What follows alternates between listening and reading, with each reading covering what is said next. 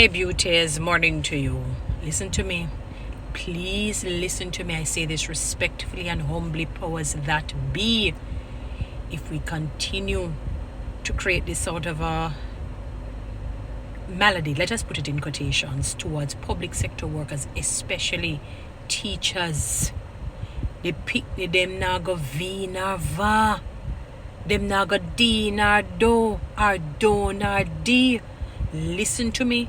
If the teachers are not treated with regard and respect and paid properly, so satisfactorily, with the right benefits, the pick them na go V nor va, them na go D nor do, or do nor D.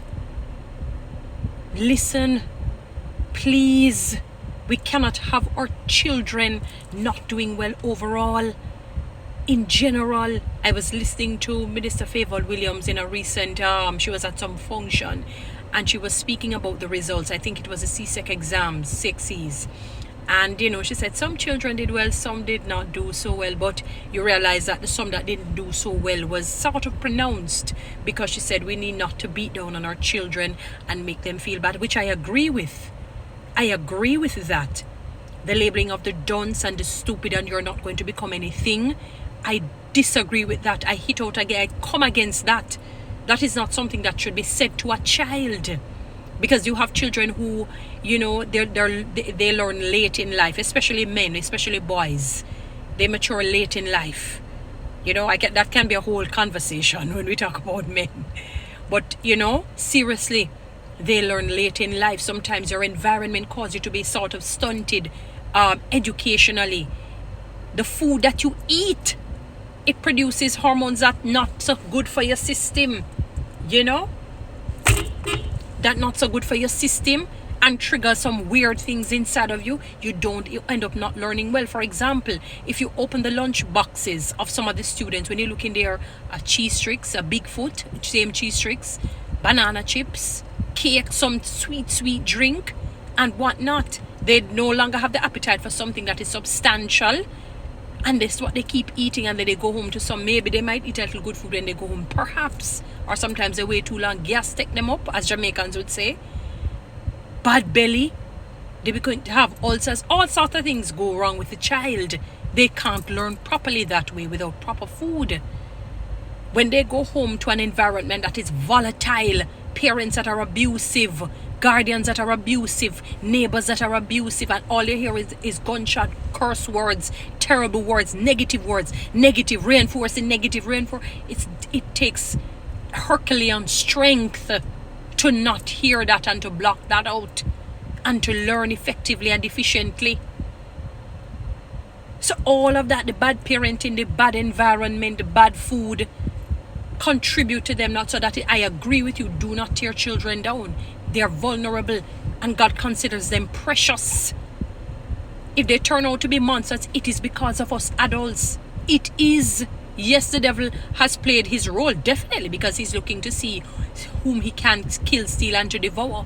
But it's for us to put on our thinking caps to say, look here, we're going to be fully armored against the darts and the wiles of the enemy. And we're going to arm our children so that they become solid products of this society. But outside of that, Minister Williams, when things can be put in place to mitigate all of the negatives, all of what I've mentioned, you guys have to be very fervent, have to be resolute in doing the right thing to help that child to learn, so that our score can move from the 138th place in terms of literacy to even in the top 30s. If it is even in the top 30, even 40s. If it's even the 40s, I could even take the 50s. Well, let us come out. When they have the top 100, it means that, boy, you're among the greats. When they talk about the top 100 best singers in the world, or dancers, whatever art form it may be, or whatever skills and talents, whether you cook or you do whatever it is that you do, at least in the top. But we pass that. So it's not about people, mocking and treating. It's not about that. Most people, their hearts are broken to see the children not doing well. No parent feels good to have people labeling their child as dunce and stupid.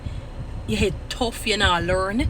Sometimes they themselves do it out of a lack of knowledge, a lack of wisdom, and a lack of understanding, because that is what they were told.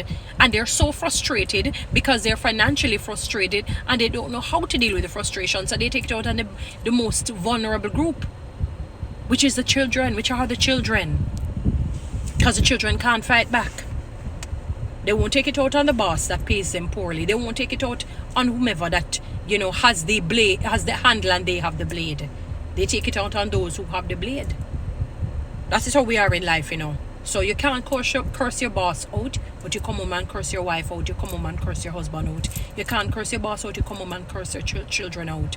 Because that pressure is building up and you need to unleash it. So you unleash it on them. So you're damaging relationships all over. So it becomes cancerous. So it touch on the lungs. It touch on the boobs. It touch on the brain. Everywhere you're touching. So you're destroying the relationship completely with your child, with your spouse, with your friends. Because you can't curse your boss out. And there are healthy ways to deal with that if you feel that you're being bullied in the workplace. You don't need to curse your boss out, but you can be very respectful and firm and say, boss, so and so, so and so, so and so, in a reclusive or secluded manner, not in front of people. Obviously, you have to show respect. Do like what Nathan had done, when God sent him to King David, the king. You may have some bosses who are filled with pride and may chase you away or try and get you fired, but you have laws that can protect you and shield you. So you don't need to take that out on your family members. People do it all the time. I've seen it. Sometimes I myself probably have been guilty of it. And I ask God forgiveness and the people's forgiveness for that. And I'm truly sorry because it is not good. But outside of that, Minister Williams, the teachers need to be paid properly. They too have their battles they can you imagine you're just in a battle and you're being sent to fight a battle, sent to war without a gun, without ammunition. That is how the teachers feel. They have been sent to war without any ammunition, without any firearms, without anything. They don't even have on a bulletproof vest. They don't have on the right boots to walk through the concrete, the jungle, and to drop on when they have to go on the ground. They don't have on the right clothing. That is how they feel. They go in there naked. It's like they send them to war naked, sort of a situation, or with a marina and a short shorts. That's how they feel, Minister. They're not being paid properly. It's not only teachers. It's right across public sector. And all are essential. I've often said that some will take precedence based on the nature of the job. Especially if it has to do with life or death, the doctors would take precedence. Naturally, doctors, nurses. The teachers then would probably be next and so on, because they're teaching your child how to be socially fit, how to function like a human and not like a monkey or a Tarzan among humans. The policeman protect us so that it mitigates a man coming and just creating mayhem on us. But the others, they help to support. They're the support system. The other public civil servants, they do that. And the salaries and the benefits are poor. When I go into some of these public sector organizations and when you look at it, they don't even look like state of the art. They look like the ark from Noah days after it go through the rigors of the flood. That's what it looks like. Not, And I'm talking about when God, was, threw it aside. When God threw it aside after he was finished with it, after it was used as a protective barrier and shield. It looks sometimes when you see how they dress and how they look, you say, oh God, your heart goes out to them. They don't have the money. They can't take care of themselves. The places look bad. The structure looks like the people. Terrible. No disrespect to the people. And they want to look like kings and queens. That's how God made them. Not just you. When I say you, I'm talking plural, you. So yes, we must encourage our children, but reward sweetens labor. That's the basis of all of it. Money wars are not nice. So when the teachers are not remunerated properly, it will affect them greatly and gravely. And by extension, the children. And we see it, permeating the entire public sector for the public sector workers need proper pay. They need money.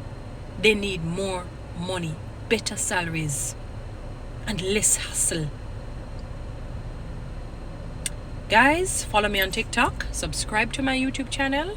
please share this message.